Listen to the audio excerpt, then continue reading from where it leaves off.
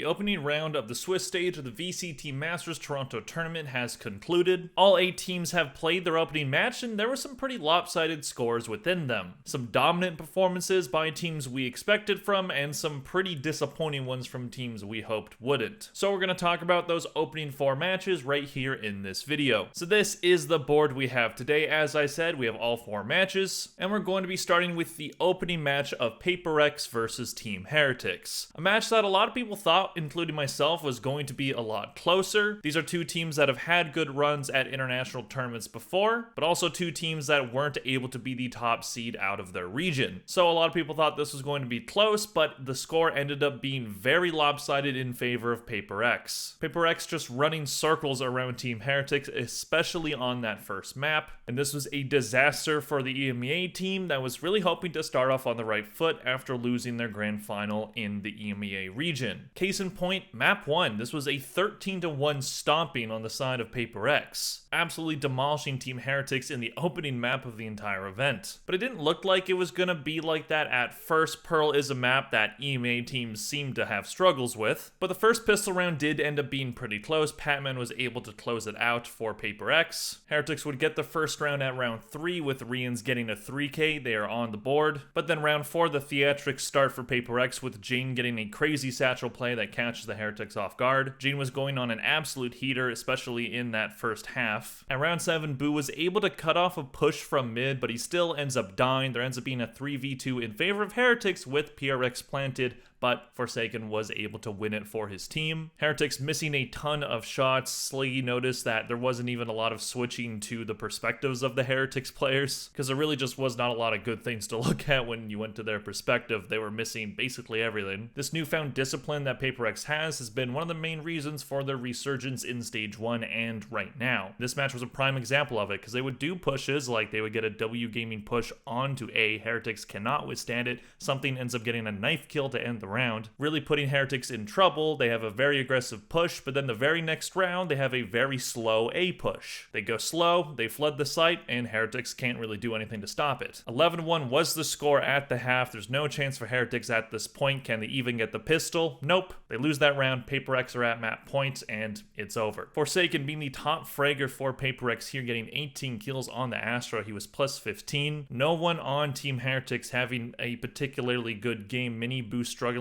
especially with only 4 kills. A player that was on a really good hot streak in Stage 1 didn't really show up here. Things would get slightly better for Team Heretics on map 2 of Icebox, their own map pick, but not enough to win. They would have a pretty decent first half though on the attack side, but PaperX yet again getting that pistol. They ended up steamrolling to a 4-1 lead, but Benchy Fishy starting to heat up a little bit. He gets a kill from spawn. There was a good push by Heretics to get another round. Heretics end up having a flawless round at round 9, which causes a PaperX timeout. Heretics with their first lead of the series would not last very long though, but the half would end up with them up by 2 at 7-5. However, yet again, another pistol goes in the way of PaperX. That was the main difference maker here, and that would start a very strong attack side, which saw them win 6 rounds in a row. They have a solid anti-eco. The next round, they get mid-control from killing Benji. Woot gets a good kill, but it's a 3v2 in favor of PaperX, and they win that one as well. Round 16, there's a pretty good opportunity for Heretics to win that one, as Jane does whiff, but Forsaken recovers the round until Rians does get a 2k with the Sova ult.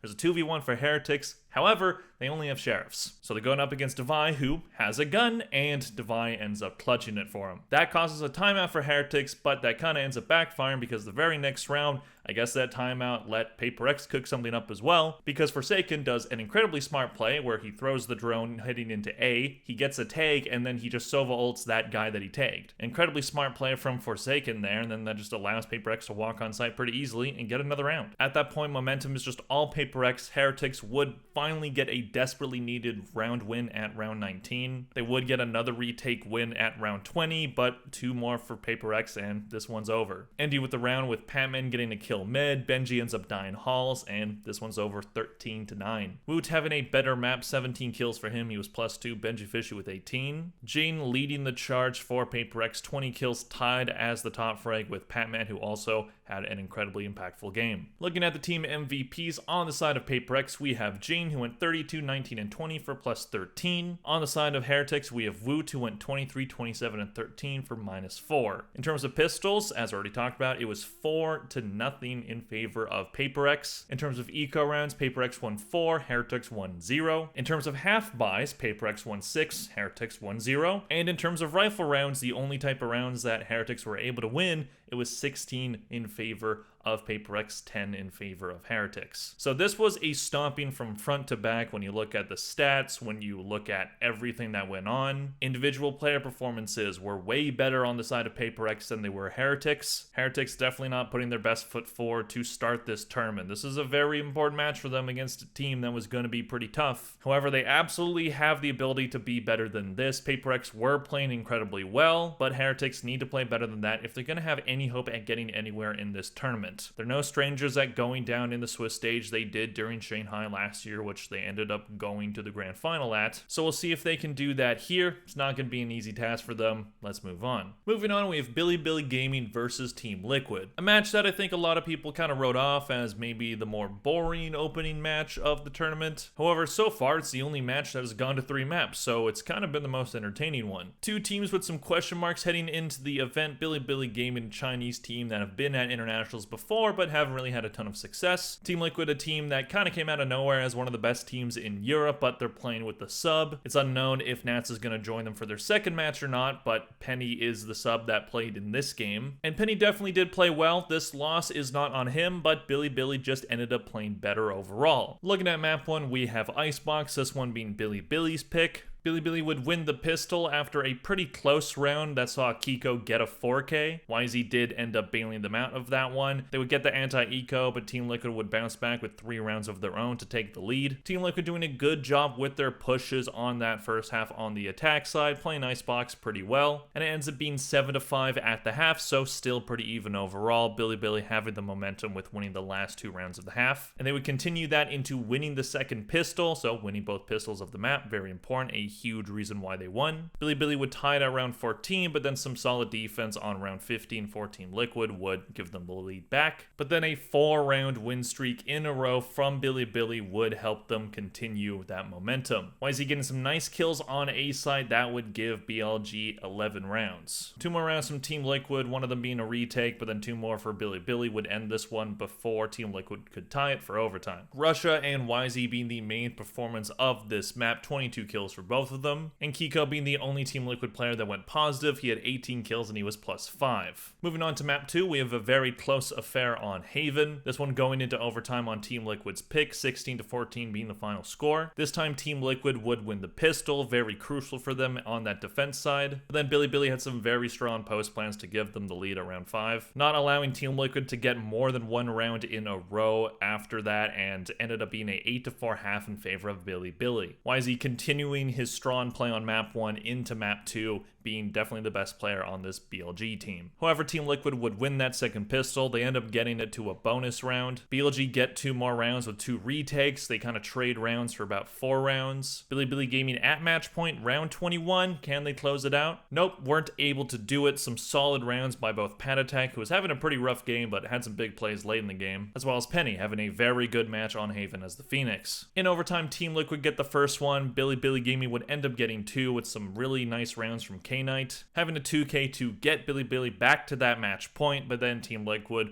would take the momentum away. At round 30, Team Liquid about to close it out. Levius is in a 2v1. He gets the first one, but can't quite find the second one, and the map is over 16-14. YZ having 29 kills on the Neon, Penny leading the way in the entire server with 30 kills on the Phoenix. K9 did end up having an even score, but as I pointed out, he did have some pretty big plays. Moving on to map 3, we have Sunset, yet another very close map. Both of these teams playing pretty well to make this one quite competitive. Team Liquid would have a really solid start. They won the pistol, they get the anti-eco, they end up having a 4-1 lead, but Bilibili had some really nice pushes around 6 and 7 to be able to make this one a little closer. Team Liquid get a nice retake, but then 4 rounds in a row from Bilibili to in that first half. Bilibili then win that second pistol. Whoever won that pistol was probably going to win the whole map, and they ended up getting it. TL get one, but then Bilibili shut down any chance of Liquid planting on round 16. Liquid start to play a little bit better. There's a nice play from Camo to get a kill on the Omen teleporting. He didn't know he was there, as well as the other player that was on site, and that allowed Team Liquid to go in and plant. Penny got a nice 2k as well as downing the KO. Momentum is slowly shifting back towards Team Liquid side. However, Bilibili yet again able to shut that down. Round 22 and 23 go in favor of the Chinese team to close this one out before a second overtime. Some really solid performances all around by Bilibili on this one. Russia leading the way with 18 kills. Patatek having a much better map than his map 2 with 18 kills for himself as well. Looking at the team MVPs on the side of Bilibili Gaming, we have YZ who went 69, 54, and 15 to lead the whole server. He had 17 2Ks. On the side of Team Liquid, we have Kiko who went 55, 50, and 14, and he had 13 separate multi-kills. In terms of pistols, both teams were even at 3 eco rounds. Both teams won 3 half buys, 8 for Bilibili, 6 for Team Liquid. And the full buys ended up being the difference maker, 29 for Bilibili, 25 for Team Liquid. So overall, Team Liquid definitely played a solid game. They get that win in overtime after having to do a comeback on Haven. And maps 2 and 3 were pretty close, and they were playing with the sub, and he did play quite well on that second map. His overall performance maybe could have had a little bit more, but he is the sub. You're not really expecting him to light the world on fire. So while they are down, if Nats can get back in this team before their next match, maybe this team has some hope in the Swiss stage. And I was impressed with Bilibili's performance overall. They were playing quite well, YZ being a huge difference maker. There are some good things to go off of each team, and again, it was a very close match, a very entertaining one. Moving on to the second day of matches, the match that happened today, we have Sentinels versus Wolves. Sentinels ended up winning this one 2-0, but Wolves definitely put up a fight on both maps. Having a very strong start to this game on split, they were dominating that first half, but Sentinels, being the experienced team they are, were able to flip the momentum back in their favor. Doing a really good job on their attack side on split to basically flip this game, and Wolves, with their tail in between their legs, ended up going down. Looking at map 1, we have split. This one was Wolves' pick. Ended up being very close. 13-11 was the final score. Wolves end up winning the pistol. They win the first 4 rounds in a row. They end up having a 5-2 lead at round 7. But then round 8 is where things would start to flip a bit. Narrate would get a 3k to make it 3 for Sentinels, and Gen.G had a nice play as well. So Wolves are looking really nice in that first half. It's 8-4 in favor of them. However, Sentinels flipped the entire game on that attack side. They would win that attack pistol. They win their anti-eco and their bonus. They end up steamrolling to a 10-8 lead, winning 7 rounds in a row, playing near flawlessly. Wolves just do not have an answer. They would have one at round 20 though. Finally getting their first defense round, they would get a second round to make this 1-10. However, round 22, there's gunfights on A. They go the way of Sentinels, and they end up getting to that map point. Juicy does have a nice judge play to help turn the round for Wolves after the post plant. In the next round, Gen.G cannot get that last kill before the defuse. However, round 24, Narrate would have a fake play. He would go B, the rest of Sentinels go A. They get on site, they put up a Viper's Pit. There's nothing really Wolves can do at this point. 13-11 the final score. Narrate leading the charge for his team, 18 kills on the Breach. Juicy top fragging for his team with 22 kills on the Raze. Looking at the next map, we have Lotus. So Sentinels playing 2 maps that were very good for them in 2024 and have continued to be good for them in both Split and Lotus. So maybe Wolves got a little too ambitious with their map picks and bans here. However, Sentinels would have a very strong defense half. They win the pistol, they end up having a 4-1 lead. It's all Sentinels early on. Wolves would get some rounds here and there, but then there's a great retake from Sentinels that ends with Zekin getting a kill after satcheling in the air. Defense from Sentinels just shutting down anything the Wolves are throwing at them. 9-3 half in favor of Sentinels, 4 rounds away from closing this one out. Wolves would get that second half pistol though. They play well enough to get to 6 rounds, but Sentinels are closing in on the victory. Lysor almost gets enough kills on Sentinels post plant, but Sen end up staying alive and they stop any retake from being successful. There's a Viper's Pit post plant for Sentinels. Wolves can't even get on site. Sentinels get to match point at round 20. And then yet another fake play. There's a great fake on A from Sentinels. Narrate just ends up sneaking into B. He gets a kill. Wolves almost end up turning the tide and make it a 2v1 in favor of them, but Gen.G, the in-game leader, ends up getting it done. 13-8 is your final score. Narrate once again top fragging for his team with 19 kills, but Gen.G leading the way in Rainy with 1.42, 17 kills for him. Sprain being the only player that went positive on Wolves, 19 kills, 17 deaths. Looking at the team MVPs, we have Sentinels who went 37, 26, and 19 for +11. And on the side of Wolves, we have Sprain who went 37, 35, and 17 for +2. In terms of pistols, it was tied 2 apiece for both teams. Eco rounds 1, 2 for Sentinels, 3 for Wolves. Half bye, 7 wins for Sentinels, 9 for Wolves, but those full buys yet again be the difference maker. 17 for Sentinels, only 7 for Wolves. So overall, Wolves did put up a fight, as I said, but still end up losing both maps. Again, it was a pretty advantageous map pool in this match for Sentinels. I think if maybe they were playing on a different map, maybe Wolves would have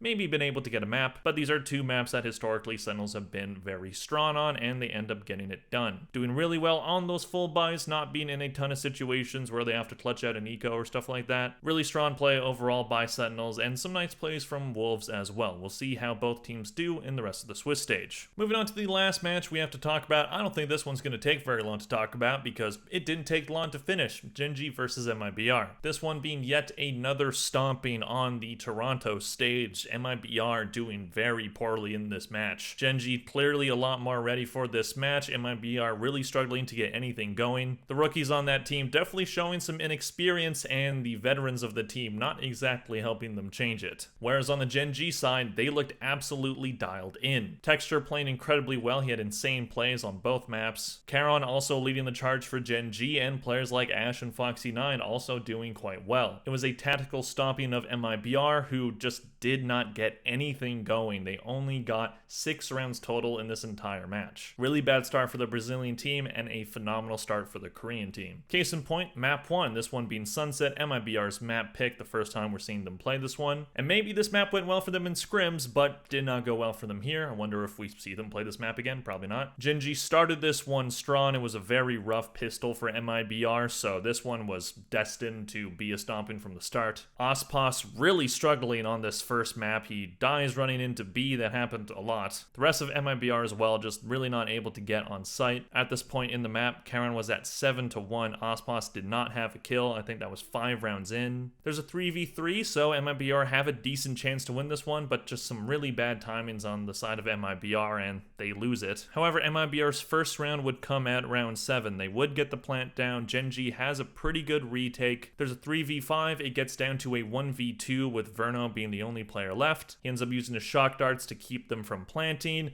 but Gen.G definitely had an opportunity to stick the entire plant, so they could have won that round as well, but Verno does enough to shut that down. He did have a pretty decent map, at least compared to the rest of his team. They would get a second round in a row from having a really patient and solid post plant, but then the very next round, Munchkin has a judge play in the corner of B. Gen.G get that one done. Texture, dangerous with the op. He's running around as Neon. He's shooting anybody that he sees. He's making the op look like it's like a stinger or something. It's crazy. Cortesia heats up a little bit, has a really good round 11 where he gets the kill to secure the round. However, Ospos at this point still not doing well. He's 3-11. Ends up being a 9-3 in favor of Gen.G, then Gen.G win that second pistol. However, MIBR did well to steal it right back, mostly off of the back of Verno, who during that pistol round had a nice 4K, just did not have time to defuse. Ospos would get a 2K. He's starting to play a little bit better, but any momentum that MIBR were able to get, Gen.G would steal it right back. Such as a play where Gen.G sneaks through mid. No one from MIBR watching that area of the map. There was like 3 people on B. I remember looking at it being like, why are you not watching mid? And what do you know? Gen.G go mid, they sneak through doors, they sneak through market, and they kill everybody on site and win the round. Just some really bad tactical positioning from MIBR. So Gen.G were playing quite well, but MIBR were not making it hard for them. Round 18, Gen.G have a nice play on A, end this one 13-5. Gen.G were looking dialed in, MIBR were not. Texture with 16 kills, so he didn't lead his team in kills. Charon was the one who was leading in that fashion with 21, but both players were incredibly impactful. Same with Foxy9, who had some really nice plays. Verno being the only one on MIBR who went positive with 16 kills. We had Genom go -10, we have Ospos and Artsin going -9. So if you were hoping for MIBR to have a bounce back on map 2, it would not come. In fact, things would get much, much worse. 13-1, so 2 13-1 matches in the opening weekend of Toronto. So I hope that we don't get a lot of stompings this tournament, but the starts of tournaments, at least recently, tend to have matches like these, and this one was really bad. And at the start of this one, the pistol would yet again be close, but Gen.G would close it out. A bit back and forth, but it gets clutched out by Texture. MIBR would get around at round 3. At round 7, Ash would get a 4K near CT spawn, completely ruining the round for MIBR. Gen.G are just rolling at this point. MIBR not finding anything. Texture is absolutely running circles around them on this map. ends up being an 11-1 half, and then Gen.G win the second pistol. This one's over. Round 14, the final round of this map, and this one's done. Texture leading the way for his team, 19 kills for him. He was plus 12. The top fragger on this map for MIBR was Cortezia with only 8. Everybody else getting 5 kills or 3 kills. Ospas and Artson really struggling on both of those opening maps. Looking at the team MVPs for Gen.G, who else but Texture, 35, 17, and 9 for plus 18. On the side of MIBR, the only player that was doing all right, Verno, who went 21, 27, and 6 for minus 6. In terms of pistols, 4 for Gen.G, 0 for MIBR. Eco, 4 wins for Gen.G, 0 for MIBR. Half buys, 4 for Gen.G, 2 for MIBR. And on the full buys, 18 for Gen.G, only 4 for MIBR. So out of 6 total round wins, 4 of them were full buys, so really not doing well on much of anything. Really embarrassing opening match here from MIBR. They're no strangers to starting a tournament rough. They did start kickoff pretty terribly and then ended up getting third. So there's still hope for them to bounce back, but they just cannot play like this. Maybe it was just jitters from your first international tournament for a lot of these players. Ospas was clearly having a very rough day. He looked like he couldn't hit anything out there. And Gen.G, as I said, they were just dialed in. They were ready for this one. They were clearly prepped. They had the book on MIBR and they read it very well. So Gen.G looking like one of the stronger teams out of Swiss. We'll see how they do in their next match. And MIBR need to find an answer in their next match. They cannot play like this again. This was a worst case scenario for them, but now they can just shake it off, whatever, and just go